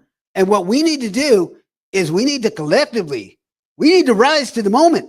We have the opportunity. We have the opportunity in this election to really turn it around. And We that is have an time. opportunity to say to the status quo, not again. Candidate Torres, Not that is again. time. Thank you. Okay. The next question is regarding housing. We have exactly 10 more minutes for audience questions, and then we will close. What do you intend to do regarding the majority of rental properties, housing, being owned by LLCs in other states? Well, I have that same issue. I think everybody in their neighborhoods have that issue where we have rental property that's owned for people from out of state. I think we need to change that. We need these renters, the landlords that own these properties to live here in Toledo. It's the only way, because what happens is you got areas in this city where they don't keep the property up. We try to call Engage Toledo to get the property cleaned up, and they say, hey, that guy or that lady lives in California. No good. I think if you want to come here and buy property, you need to live here in this city. Candidate Torres. Yeah, I take a different approach than that. And the main reason is that employer who just announced that they're going to have another 700 members added to, or 700 staff added to Jeep. That investment of $700 million that's going to go into that assembly plant is actually an international investor. It's an international investor. So you can't say the international investment is out of the picture. What you can say is that we need to be very strong about developing local developers. And in Detroit, what we did is we raised funds to be able to give funding to local developers. So if you wanted to be a developer, there was funds there for you to be able to purchase property so that you can then become that local property owner. And so we need to find ways in which we can then become 10 seconds. those property owners. And so I'm going to say no to any outside investment, because if we do that, then Toledo doesn't grow. And that we is need time. to be a welcoming community, and always not just necessarily to say only That is time. if you're from Toledo. I want to respond to that. 30 seconds for your rebuttal. Yes. When I made that statement, I'm talking about rental properties that owned by landlords that purchase property, not international investors. We have a large swath of properties that's bought by rental owners that own this property that's not being held accountable, that's running our neighborhoods down, that's running these slum, apartments or homes they purchase and they 10 buy in seconds. bulk. 10 seconds. Yes. Okay. Thank you. Any rebuttal? Yeah, that's called building enforcement. That's called building enforcement. So we have a department that's responsible to make sure that those property owners are held to those standards. So we have that. But what we don't have is people that are in our city that would like to do development but don't have the resources. Let's have a fund to allow those developers to grow, those realtors to be able to get into that market so that way we can then respond to the needs of our community. That's the way to go. Let's grow our local market. 10 seconds. This time. Thank you. To both of the candidates, what are you going to do about the 10,000 ramshacked houses that need to be tore down yesterday? I'll yield to candidate Harris first. Yes. I think as soon as I'm sworn in, we're going to get on that. That's real close to me. It means a lot to me. That was one reason why I ran for mayor, is because I'm tired of looking at it. I'm tired of seeing it. It's making me sick. When I drive this city and go through this city, I don't like what I see. I can go into Sylvania, Rossford, Perrysburg, Maumee, Oregon, pristine. And we need to change that here in the city of Toledo. There's a reason, and I don't even understand it, why this city looks that way, but we're surrounded by all these other cities, and they're beautiful. And just like a lot of people say, if it's not cleaned up, people are moving out the city. We want to keep people in this city. We want to thrive. And one way to thrive is clean up this mess that we got right now. Candidate Torres. So I started off earlier by talking about a property over in East Toledo that should have been down 3 years ago. We have a number of properties that need to go down. We just have a process that is very slow and a process that really doesn't concern itself with the elimination of slum and blight. In Detroit, we actually have an aggressive approach to ridding slum and blight. And what they do there is they take the property down and then they send a bill to the property owner and collect. Here, we make the excuse for the property owner and we step out of the way and allow them to get time and time and time while they continue to violate. And what we need to do is we need to get aggressive about ridding slum and blight. It's the one way that we can do it. We can do it, but it takes mayoral priority. It takes mayoral priority. Just like that one developer that was asked to come into Imagination Station without a contract, without a bid. We need to have that same type of mentality when it comes to ridding slum and blight. And let's get it done. Thank you. Remaining 2 questions. The federal government has issued the National Guard to cities across the country. What will you do if elected as mayor if the National Guard is deployed to Toledo? Candidate Harris. That's an easy question. My thought on that would be, we don't want you here. We don't need you here. Stay out of my business. And if we need you, we'll call you. Other than that, I think the National Guard, if you're not invited by the mayor, then you don't belong here. And that would be my message. You're not invited. Now, if we needed the National Guard for some reason, then I'll call you up. But other than that, you're not welcome. No, we don't need that kind of mess. We don't need that chaos. We as long as we run in this city and we got everything we need and we're taking care of things the way we need to take care of it, we don't need you here. That's my message to them. Candidate Torres. I'm a mayor. I'm a Marine. I'm not going to call the National Guard. If there's going to be a National Guard or any military unit that's going to be coming into our city, they're going to the 180th, right? It is only because there's a need for them to train militarily, but it's not going to be for any other use. We have local law enforcement. We're not going to give up that right. We still have home rule. Since when did we decide that all of a sudden we were going to give up our opportunity to actually lead this city? When we allow the federal government or somebody's whim to actually dictate what we do as a city, then we've given up that responsibility. And we don't exist as a metropolitan. We don't exist as a city. So that's the approach that we ought to take with anything else. I told you, When I walk in, I tell people I don't know how not to be brown. When I say that, what I say is I'm not going to let somebody dictate to say, you're not going to be minority. You're not going to be Hispanic. You're not going to be that. That's who I am. And that is And time. so no federal legislation is going to govern Candidate that. Torres, that's time. Thank you. Last question. How will you fix the labor shortages in city departments across Toledo? Water, streets, police, fire, and neighborhoods.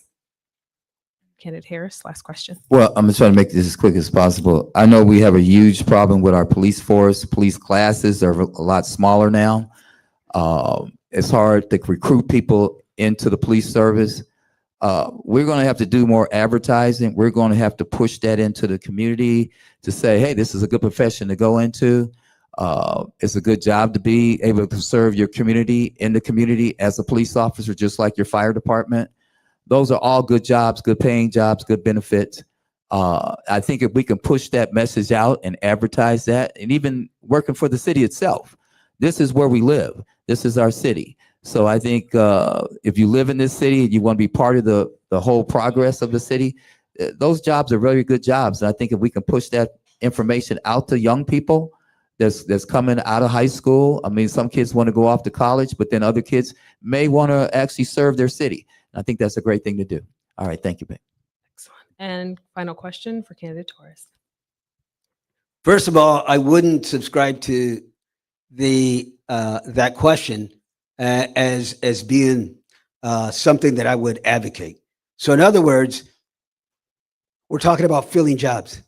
We're talking about filling jobs in a city that has 10,000 less people in the last 8 years.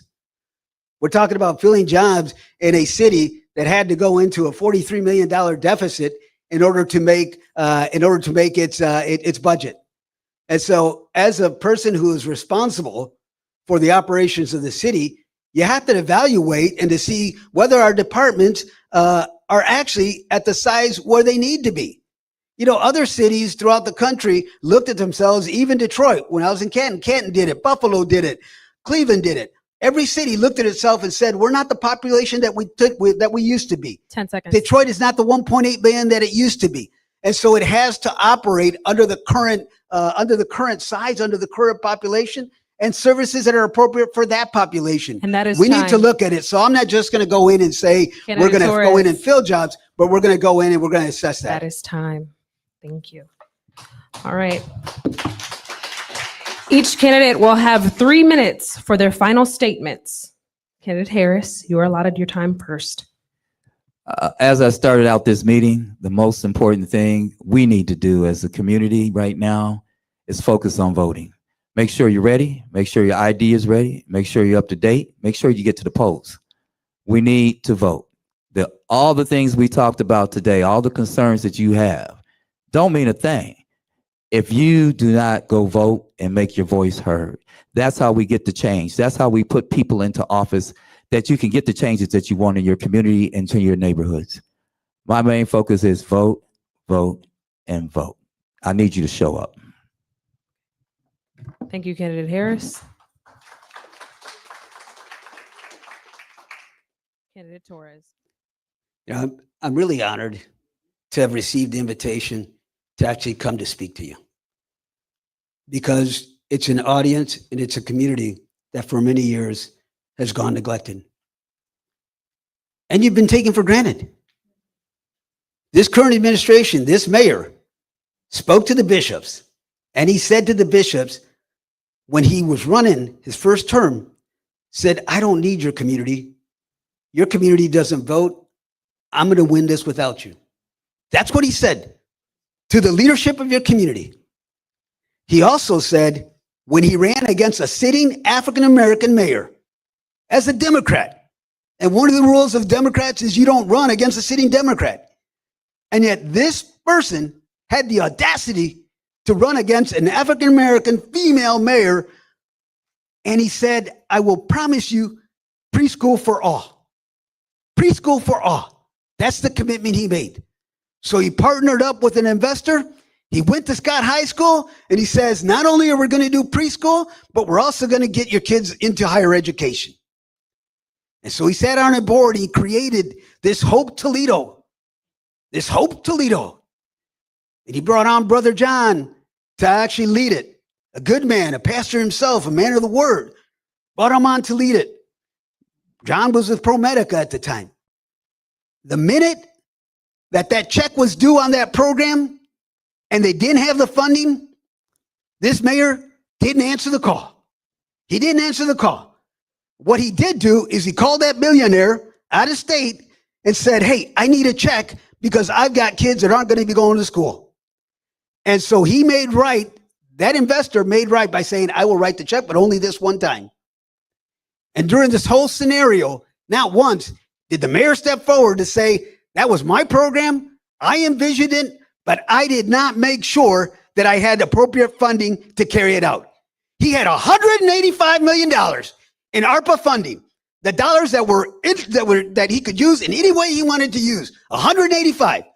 If he had saved 15, 20 million for this program, that program would still be thriving. Instead, he allowed Brother John to be thrown under the bus.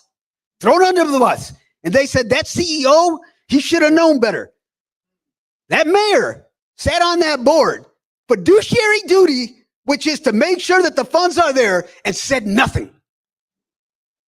Promises made, promises unkept by this administration. You have one opportunity. Between now and November the 4th, you have the opportunity to make a difference. To make a difference and to say no longer to the status quo. I'm running independent because I know if I ran as a Democrat, I'd have to be beholden. And I could not say the things that I'm saying here. I could not advocate for the communities that I'm advocating here. I could not sit here and say, we need to change, and we need to change now. So on November the 4th, leading from here to November the 4th, I ask you, not only you, but friends of yours, family, echo the call. Torres for mayor. Candidate Torres, that is time. Torres for mayor. Thank you. Torres for mayor. Thank you, everyone, for joining us this evening. On behalf of our organizers, volunteers, and community partners, I want to extend sincere gratitude to all the candidates for their time, insights, and commitment to Toledo's future. Forums like this are a vital part of our democracy, a chance for us to listen, question, and reflect on the leadership we want for our city. To our audience, both here and watching from home, thank you for your vote. Your engagement matters. Please stay informed, talk to your neighbors, and most importantly, vote. The direction of our city depends on all of us showing up. Thank you again for being part of this conversation, and have a safe and thoughtful evening. Can you give yourselves a round of applause?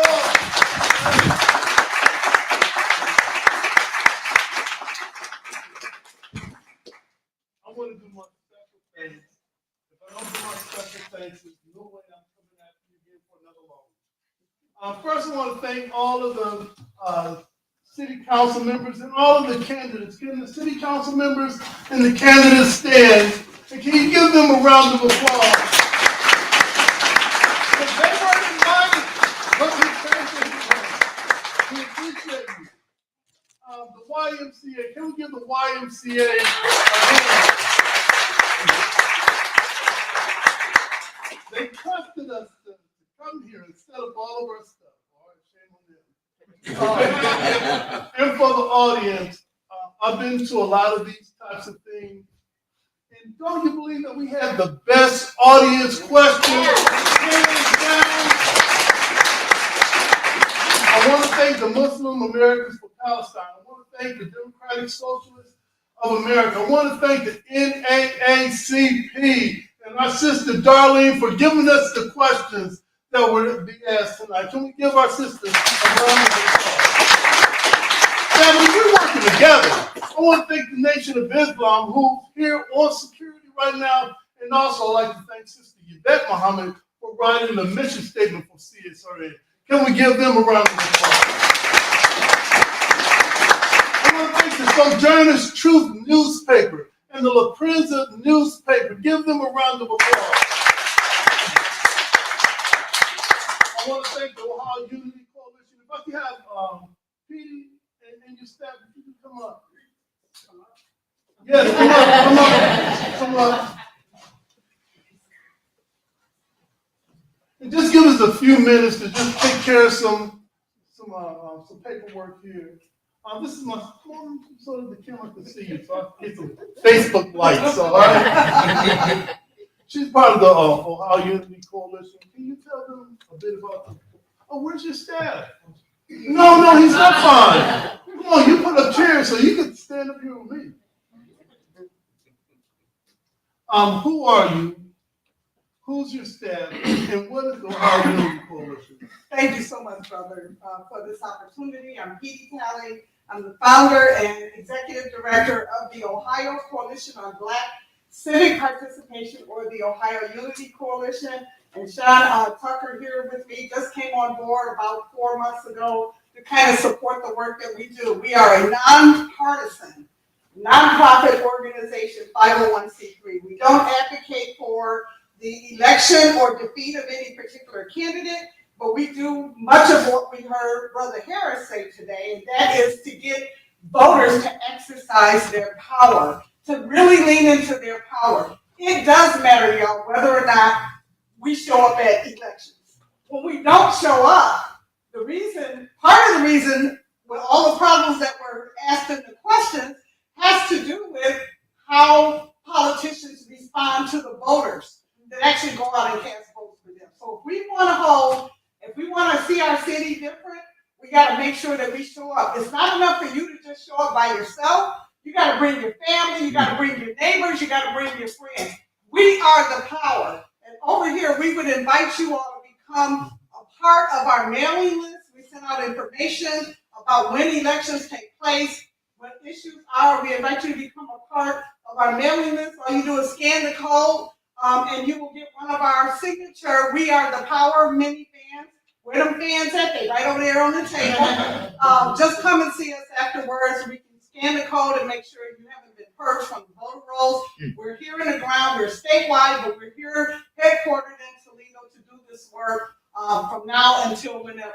It's important work that has to happen. So thank you for the opportunity. Thank you, Sean.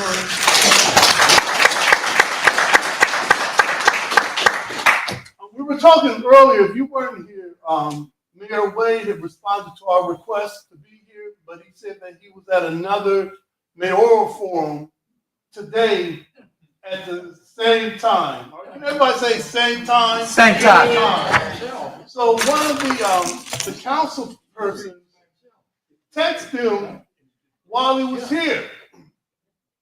And I saw the text chain. He responded. She said, "Where are you?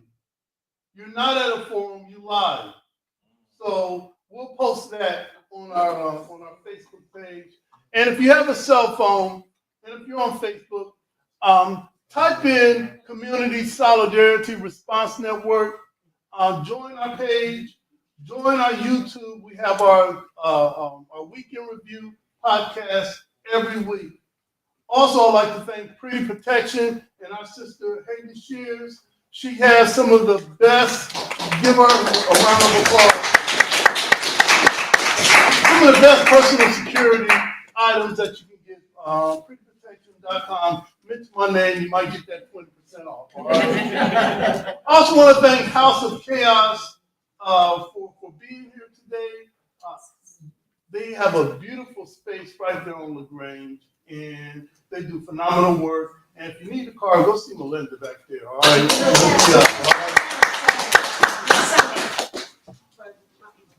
Washington. Yes. Next Sunday is our renowned show of Toledo's Top Talent at the Imagination Station.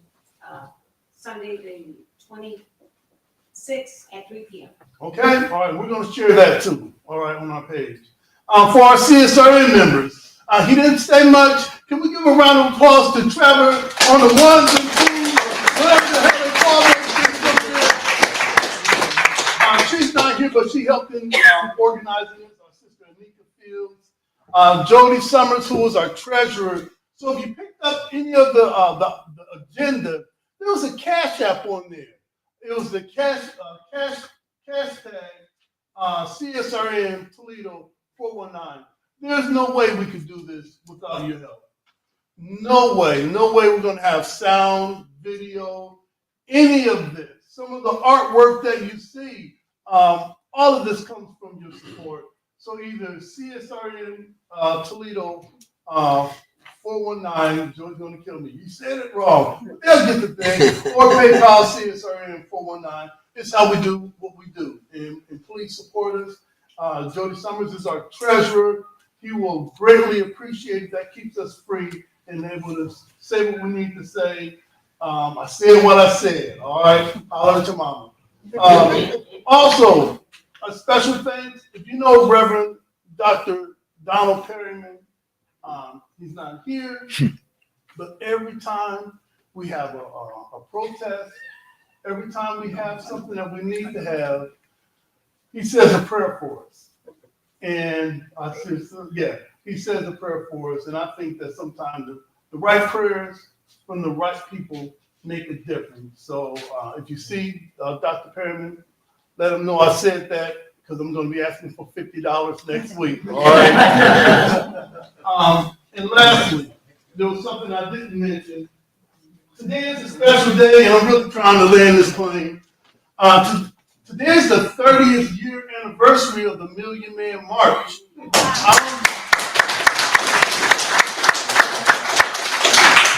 And if anybody had that time that became a villain, well, this is where I became Brother Washington 30 years ago at the Million Man March. And each of you, feel free to grab this special issue of the Final Call newspaper, pick up the issue of the Princeton newspaper, pick up this issue of the Sojourner's Truth newspaper. And make sure you get that agenda with our cash tag and our cash app on it. That's greatly needed. In closing, we like to close with what we call our solidarity pledge.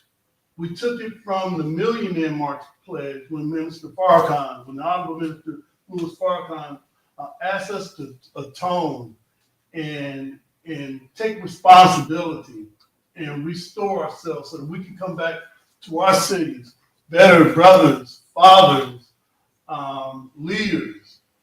It's on us. We didn't go to petition the government for jobs and justice. We came to atone for our sins. If Black lives gotta matter, it gotta matter to us first, second, and third. So if you can repeat after me, say I. Aye. Your name. Pledge to strive. To love my brothers and my sisters. As I love myself. I. Your name. Pledge to strive. To study. To improve myself. Spiritually.